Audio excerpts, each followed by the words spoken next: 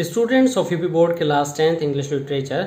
आज हमारे इस लेक्चर 2 हिंदी वर्जन लेक्चर में स्टूडेंट्स हमारा टॉपिक है the psalm of life that is written by SW Longfellow. Students lecture 1 में आपने जाना कि पहले दो स्टेंजाज में पोएट क्या कहते हैं, कैसे वो प्रेजेंट की इंपॉर्टेंस बताते हैं और एक्ट करने के बारे में कहते हैं। आइए आज हम स्टडी करते हैं इसके स्टेंजा नंबर 3 और स्टेंजा नंबर 4 को। आइए शुरू करते हैं आज का लेक्चर स्टेंजा नंबर 3 से।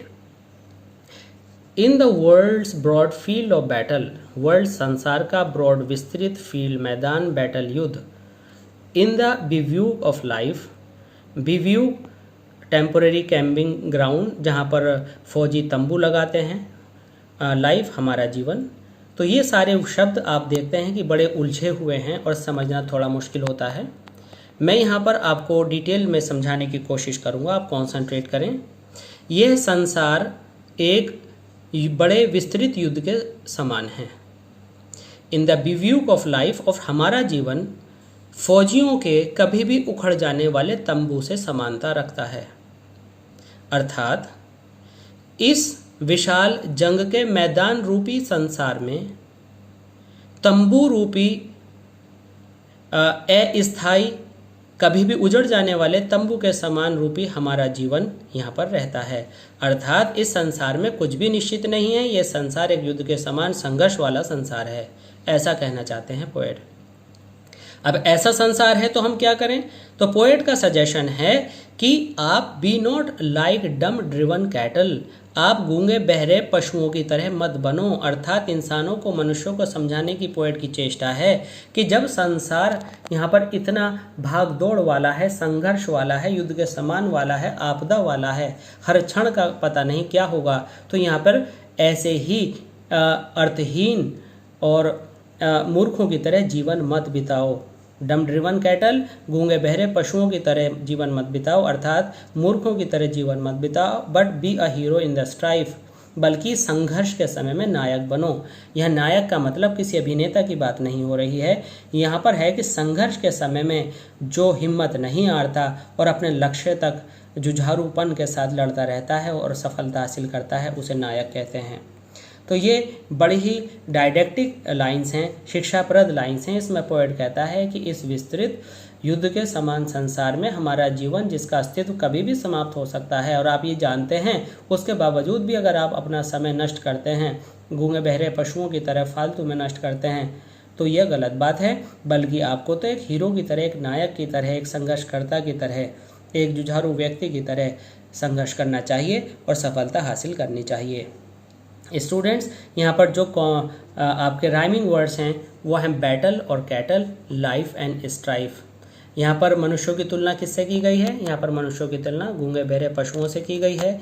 जीवन की तुलना किससे की गई है? बिव्यूक से की गई है, जो कि जल्दी उखड़ जाने वाले तंबू और टेम्पोरेरी कैंपिंग ग्राउंड को कहते हैं। और संसार की तुलना बैटल फील्ड से की गई है। आइए स्टेंजा नंबर 4 देखते हैं। लास्ट में पोएट हमें प्रीच करते हैं, टीच करते हैं, सजेशन देते हैं। आओ आखिर में, लेट अस देन, आओ देन तब, बी अप एंड डूइंग। ये हमें वर्ड मीनिंग के according B up and doing का अर्थ नहीं निकालना, हमें बी अप एंड डूइंग का मतलब एक फ्रेज से निकालना है जो कि पहले से निर्धारित अर्थ रखता है। इसका मतलब है क्रियान्वित होना, कार्य में लग जाना, निष्क्रिय ना बैठना।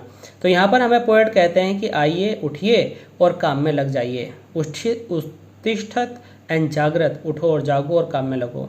विद अ हार्ट, यहाँ हार्ट का मतलब हृदय नहीं, विद अ हार्ट, पूरे हौसले के साथ। फॉर एनी फेट, हर प्रकार के रिजल्ट का सामना करने के लिए, चाहे परिणाम कुछ भी हो।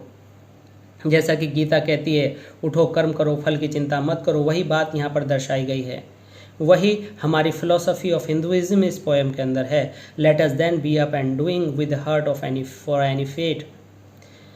आओ, उठो, पूरे हौसले के साथ लग जाओ। फॉर एनी फेट, जब आपसे पूछा जाएगा फॉर एनी फेट का अर्थ बताइए, तो आप लिखेंगे फॉर एनी फेट का अर्थ है किसी भी रिजल्ट के लिए, means to face any result. Be up and doing means to be creative, अर्थात उठो और जागो और काम में लगो। और लास्ट की 2 लाइन्स में पोएट कहते हैं, स्टिल अचीविंग, स्टिल परस्यूइंग, लगातार प्राप्त करते हुए और कंटिन्यूअसली परस्यू करते हुए, पीछा करते हुए अपने लक्ष्यों का। लर्न टू लेबर, मेहनत करना सीखो। एंड टू वेट, और इंतज़ार करना सीखो। स्टूडेंट्स, ये लाइन बहुत गहरी और गंभीर है। इसे समझिए कि जब आप असफल होते हैं, सफलता की तलाश में और निरंतर प्रयास करते रहते हैं तो कई बार आप असफल होते हैं। तो उस असफल होने में कई सारी ऐसी चीज़ें आप सीखते हैं जो सफल होने पर नहीं सीखी जाती हैं, और उन चीज़ों को सीखने के बाद आप सतत प्रयास करते रहते हैं। तो इसलिए कहा गया जो सीखते रहे वो अचीविंग में है। परस्यूइंग का मतलब है कार्य को बीच में ना छोड़ना, और इस तरह से आप मेहनत करनी सीखते हैं, क्योंकि पिछला एफर्ट्स आपका फेलियर में चला गया तो आपको अगला एफर्ट करना है। एंड टू वेट, और आपको इंतज़ार करना सीखना है। इंतज़ार करना, सही रास्ते पर सीखना बहुत बड़ी बात है, क्योंकि इंतज़ार न करने वाले लोग शॉर्टकट लगाते हैं जो कि बिल्कुल इलीगल, असंवैधानिक, नाजायज़ कार्य होते हैं और वह बेईमानी की तरफ जाते हैं। तो स्टूडेंट्स देखते हैं कि इसके राइमिंग वर्ड्स क्या हैं। Doing and pursuing, fate and wait, ये दो अलग अलग पेयर्स हैं राइमिंग वर्ड्स के।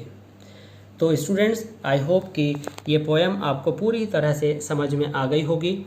स्टूडेंट्स, इसका सारा रिटिन रिलेटेड असाइनमेंट मटेरियल आपको इंस्टाग्राम पर मिल जाएगा। प्लीज़ आप इंस्टाग्राम पर हमें फॉलो कर सकते हैं महफूज.रहमान.359 पर। वहाँ पर आपको इसका सारा रिटिन मटेरियल, क्वेश्चंस और जो भी एग्ज़ाम से रिलेटेड मटेरियल है वो सारा मिल जाएगा। और स्टूडेंट्स, ये पोएम अगर आपको कहीं से समझ में नहीं आती है या इससे रिलेटेड कुछ क्वेश्चन आपको कुछ पूछना है तो आप कमेंट बॉक्स में जाकर वहाँ पर अपने क्वेश्चंस कर सकते हैं, हम आपको सेटिस्फैक्ट्री आंसर देंगे। Please like and share this lecture and keep on watching RSC classes of English language, and please subscribe this channel so that you may be updated with English. Thanks.